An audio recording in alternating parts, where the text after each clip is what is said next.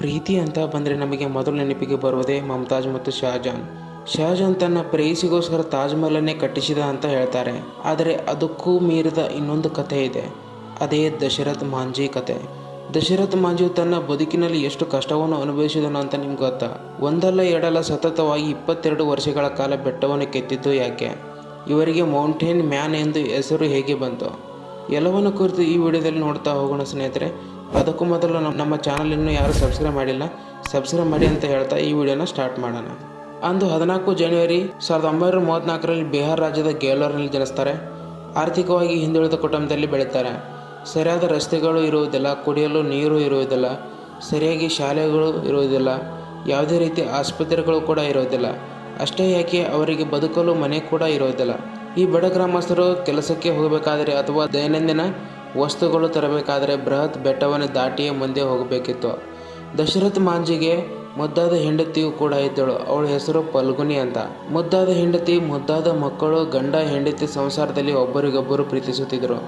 ಗ್ರಾಮಸ್ಥರಿಗೆ ಏನೇ ಬೇಕಾದರೂ ಬೆಟ್ಟದ ಸುತ್ತ 32 ಕಿಲೋಮೀಟರ್ ನಡೆದುಕೊಂಡು ಹೋಗಿ ಖರೀದಿಸುತ್ತಿದ್ದರು.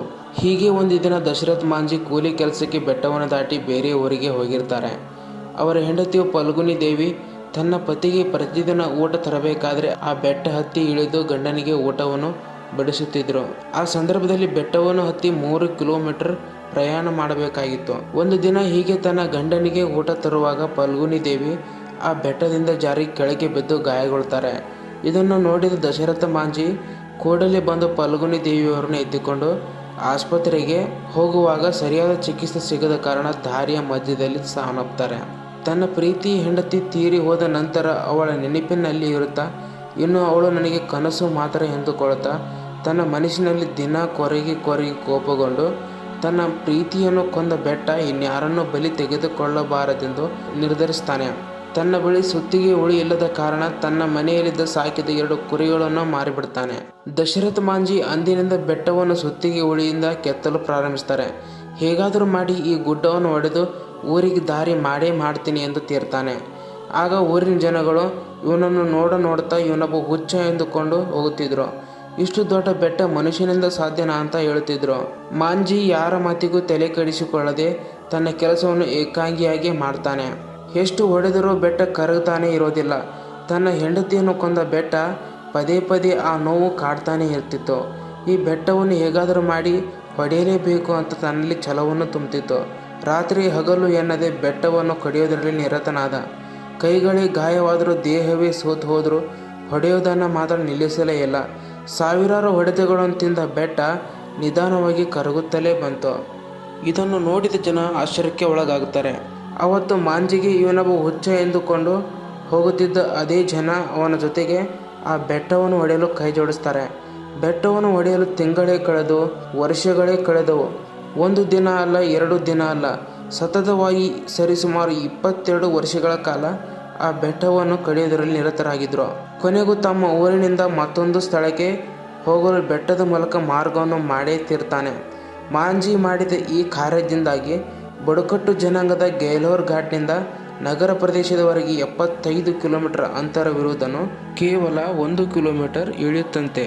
ಮಾಂಜಿ ಕಡಿದ ಆ ಬೆಟ್ಟದ ವಿಸ್ತೀರ್ಣ ಎಷ್ಟಂದರೆ 360 ಅಡಿ ಉದ್ದ, 25 ಅಡಿ ಎತ್ತರ ಹಾಗೂ 30 ಅಡಿ ಅಗಲ ಇರುವ ಈ ದಾರಿಯನ್ನು ನಿರ್ಮಿಸಲು ದಶರಥ್ ಮಾಂಜಿ ತೆಗೆದುಕೊಂಡ ಅವಧಿ ಸರಾಸರಿ 22 ವರ್ಷಗಳು ನಿರಂತರವಾಗಿ ಕಾರ್ಯನಿರ್ವಹಿಸ್ತಾರೆ.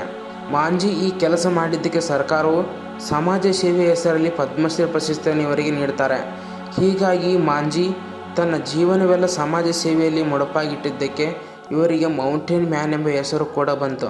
ಇದಲ್ಲದೆ ಬಿಹಾರದ ಮುಖ್ಯಮಂತ್ರಿ ನಿತೀಶ್ ಕುಮಾರ್ ಅವರು ಗೇಲೋರ್ನಿಂದ 3 ಕಿಲೋಮೀಟರ್ ಉದ್ದದ ರಸ್ತೆಯನ್ನು ಮಾಂಜಿ ಹೆಸರಲ್ಲಿ ನಿರ್ಮಿಸಲು ಪ್ರಸ್ತಾಪಿಸ್ತಾರೆ. ನಿರಂತರ 22 ವರ್ಷಗಳ ಕಾಲ ಕಲ್ಲು ಕೊರೆದು ದಾರಿ ಮಾಡಿದ್ದ ಮಹಾತ್ಮನಿಗೆ ಪಿತ್ತಕೋಶದ ಕ್ಯಾನ್ಸರ್ ಆವರಿಸಿತ್ತು.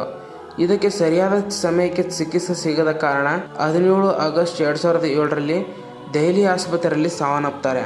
ಅವರ ಜೀವನ ಕುರಿತು ನಿರ್ಮಿಸಿದ ಚಲನಚಿತ್ರಗಳು ಕೂಡ ನಾವು ನೋಡಬಹುದು. ನಿರ್ದೇಶಕ ಜಯತೀರ್ಥರವರು ಒಲವೇ ಮಂದಾರ ಸಿನಿಮಾದಲ್ಲಿ ಕೇವಲ 5 ನಿಮಿಷದ ಒಳಗಡೆ ಒಂದು ಹಾಡಿನಲ್ಲಿ ಕನ್ನಡದಲ್ಲಿ ಅಚ್ಚುಕಟ್ಟಾಗಿ ವಿವರಿಸಿದ್ದಾರೆ. ಇದಲ್ಲದೆ ಹಿಂದಿ ಸಿನಿಮಾದಲ್ಲೂ ಕೂಡ ನಿರ್ದೇಶಕ ಕೇತನ್ ಮೆಹ್ತಾ ಅವರು ದಿ ಮೌಂಟೇನ್ ಮ್ಯಾನ್ ಎಂಬ ಚಿತ್ರವನ್ನು ಸಂಪೂರ್ಣವಾಗಿ ವಿವರಿಸಿದ್ದಾರೆ. ನೋಡಿದರಲ್ಲ ಸ್ನೇಹಿತರೆ, ಹೀಗಾಗಿ ಜೀವನದಲ್ಲಿ ಎಲ್ಲರಿಗೂ ಸಮಸ್ಯೆಗಳಿರುತ್ತದೆ. ಸಮಸ್ಯೆ ಬಂತು ಎಂದು ಭಯದಿಂದ ಹಿಮ್ಮಟ್ಟದೆ ಅದನ್ನು ಪರಿಹರಿಸುವ ಮಾರ್ಗವನ್ನು ಹುಡುಕಬೇಕು ಹೊರತು ನಾವು ಹಿಂದಕ್ಕೆ ಸರಿಯಬಾರದು. ಪ್ರಯತ್ನ ಪಡದೆ ಯಶಸ್ಸು ಯಾರಿಗೆ ಸಿಗುವುದಿಲ್ಲ ಎಂಬುದನ್ನು ಅರ್ಥ ಮಾಡಿಕೊಂಡ್ರೆ ಜೀವನದಲ್ಲಿ ಎಲ್ಲರಿಗೂ ಸುಲಭವಾಗಿ ಯಶಸ್ಸು ದೊರೆಯುತ್ತದೆ ಎನ್ನುವುದಕ್ಕೆ ಈ ವ್ಯಕ್ತಿಯೇ ಸಾಕ್ಷಿ. ಈ ವಿಡಿಯೋ ನಿಮಗೆ ಇಷ್ಟವಾಗಿದ್ದರೆ ಲೈಕ್, ಶೇರ್, ಕಮೆಂಟ್ ಹಾಗೂ ಸಬ್ಸ್ಕ್ರೈಬ್ ಮಾಡಿ ಅಂತ ಹೇಳ್ತಾ ಈ ವಿಡಿಯೋನ ಇಲ್ಲಿಗೆ ಮುಗಿಸ್ತಾ ಇದ್ದೀನಿ. ಧನ್ಯವಾದಗಳು.